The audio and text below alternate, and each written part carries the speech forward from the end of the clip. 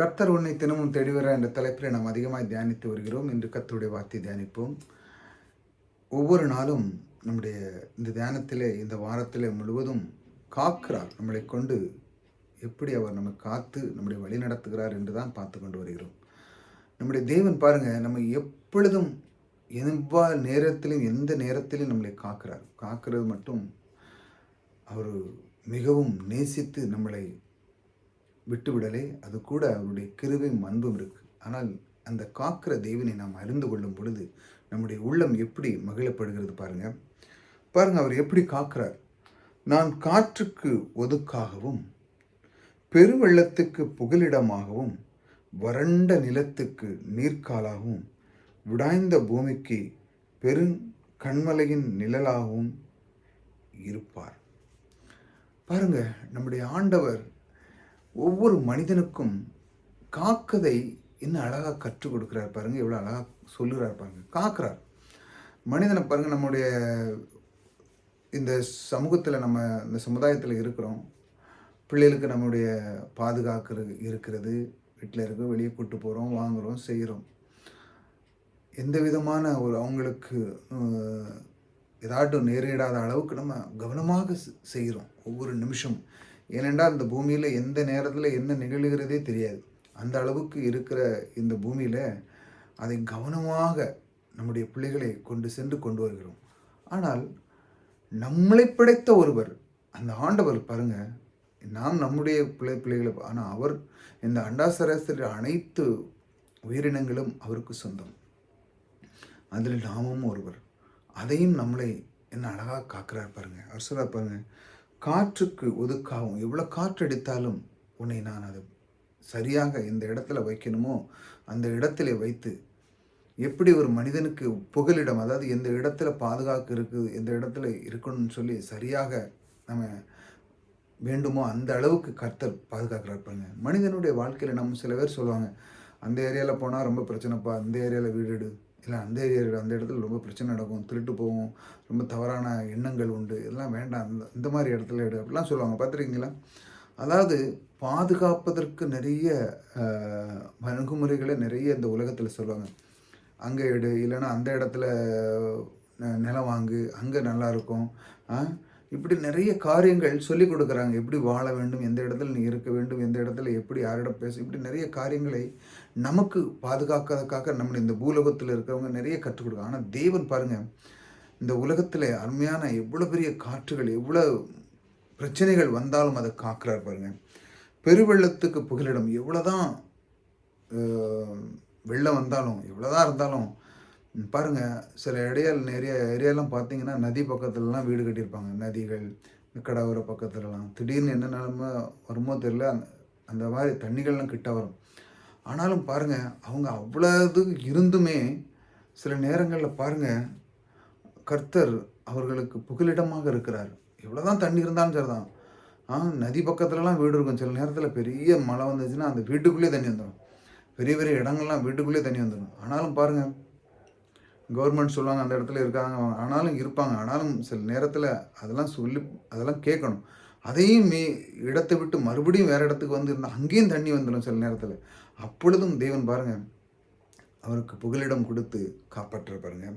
வறண்ட நிலம் பாருங்கள், இன்னைக்கு சில மாதங்கள், மே மாதம், ஏப்ரல் மாதங்கள்லாம் நீங்கள் பார்த்தீங்கன்னா எல்லா இடமுமே காஞ்சிரும். வெயில் அடிக்கடியில் சில குளங்கள், ஏரிகள், குட்டைகள், அதாவது பறவைகளோடு தண்ணி குடிக்க முடியாத அளவுக்கு தண்ணி இல்லாமல் போயிடும், வறண்டு போயிடும். பாருங்கள், வறண்டு நம்முடைய நாவு பாருங்கள் வறண்டு போயிடுச்சு. நமக்கு ஒரு தூரம், கொஞ்சம் தூரம் நடக்கிறோம், வாங்குகிறோம், நம்முடைய நாவு வறண்டுடும். உடனே நமக்கு தாகமாக தேவைப்படுகிற தண்ணி. அந்த மாதிரி இந்த உலகத்தில் இருக்கிற இந்த மாதிரி அந்த அளவுக்கு வறண்டு போக நிலைமையில் இருக்கும் பொழுது பாருங்கள், அவர் வறண்ட நிலத்துக்கு நீர்க்காலாகும். நீர்க்கால்லாம் எப்படி எப்பொழுதும் தண்ணி போயிட்டே இருக்கும். நீர்க்கால் ஓடையில் நீங்கள் பார்த்தீங்கன்னா எப்பவும் அந்த இடத்துல புல்கள், வழிகள் எப்போதும் செழிப்பாக இருக்கும். ஏன்னா அந்த இடத்துல எப்பவும் தண்ணி போயிட்டே இருக்குது. எந்த நேரமும் 24 மணி நேரம் தண்ணி போயிட்டே இருக்கும். ஏன்னா அந்த இடத்துல பாருங்கள் எப்பவும் குளுமையாக செழிப்பாகும். இப்படிப்பட்ட இடத்தை உங்களுக்கு தருகிறார் என்று சொல்கிறார். என்ன அருமையான தேவன் பாருங்கள், என்ன அழகாக காக்கிறார் பாருங்கள். இந்த மாதிரி நம்முடைய தேவன், நீ அவ்வளோக்குள்ள பிரச்சனையில் இருக்கியா, அதெல்லாம் உன்னை தூக்கி எடுத்து வறண்ட நிலத்தில் இருக்கிறபோது நான் உன்னை நீர்க்கால் ஓரத்திலே கொண்டு சென்று உன்னை அழகாக வழிநடத்துகிறேன், உனக்கு ஒரு குறை இருக்காது என்று சொல்லி நம்மளை அவர் தூக்கி எடுக்கிறார். இதை நாம் அவருக்கு ஒப்பு கொடுக்கணும். ஆம் ஆண்டவரே, நீர் என்னை தூக்கி எடுத்து நான் வறண்ட நிலத்தில் இருக்கிறேன், என்னுடைய வாழ்க்கையில் இப்படி தோல்வியில் இருக்கிற, பிரச்சனையில் இருக்கிறது, நிறைய காரியங்கள் இருக்குது, அந்த வறண்ட நிலம் போல நான் இருக்கிறேன், ஆகையால் என்னை நீர்க்காலிலே என்னை வழிநடத்தும் என்று சொல்லி அவரிடம் ஒப்பு கொடுக்கப்படும்.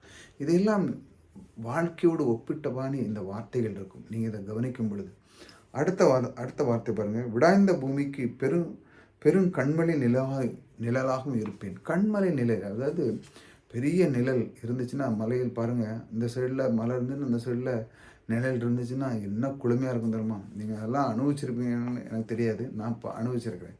எப்படின்னா அங்கே உள்ள அந்த மரம் செடிகள் காற்றுகள் அந்த இதெல்லாம் வரும்போது மத்தியால நேரத்துலேயும் அவ்வளோ குளுமையாக இருக்கும். ஏனென்றால் அங்கேருந்து வருகிற காற்று, அந்த நிழல், அந்த அந்த பெரும் மலையினுடைய நிழல்கள்லாம் இருக்குல்ல, ரொம்ப அருமையாக இருக்கும். அதனால தான் சிலவங்க வந்து பிக்னிக் போகணும் அப்படின்னா இப்படி மலைகள் அடிவாரத்துக்கு போவாங்க, மலைகள் மேலே போவாங்க, இப்படிலாம் ஏறி அவங்களுடைய அந்த வாழ்க்கையினுடைய அந்த அனுபவத்தை அனுபவிப்பாங்க. அதெல்லாம் ஒரு ஒரு ஆனந்தமான ஒரு லைஃப் பாருங்கள். அப்படிலாம் நீங்கள் போகணும்.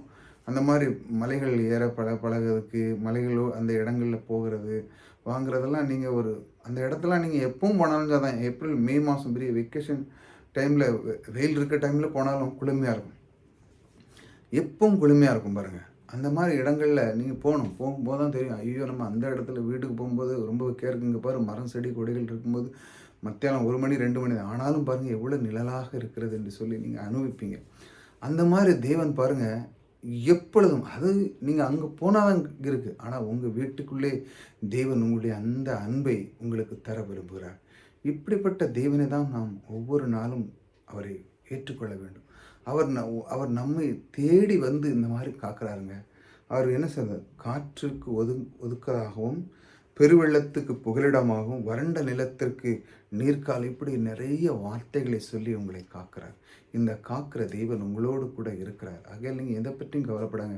ஐயோ என்னுடைய சூழ்நிலை இப்படி ஆகிட்டே, காக்கிற தேவன் உங்களோடு இருக்கிறார். ஐயோ என்னுடைய வாழ்க்கையில் செல்வ குறைவாக இருக்கிறது, காக்கிற தேவன் உங்களோடு இருந்து உங்களுக்கு இருக்கிற குறைகளை நீக்கிறவர் உங்களோடு கூட இருக்கிறார்.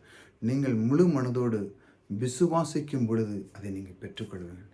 எக்காரணம் கொண்டு நீங்களுடைய விசுவாசத்தை இழந்து விடாங்க. என் தேவன் என்னோடு கூட இருக்கிறார்.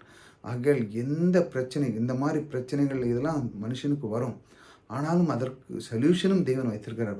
இந்த மாதிரி வரும் பொழுதும் உங்களுக்கு அந்த மாதிரி நல்ல காரியங்களை அவர் செய்து உங்களை காக்கிறார். இந்த காக்கிற தேவன் உங்களோடு கூட இருக்கிறார். ஆகையால் நீங்கள் எதுக்கும் சோர்ந்து போகாதீர்கள். இந்த அற்புத தேவன் உங்களோடு கூட இருந்து ஒவ்வொரு நாளும் உங்களை வழி நடத்துவார். கர்த்தர் உங்களோடு கூட இருக்கிறார். கர்த்தர் உங்களை ஆசீர்வதிக்கிறார்.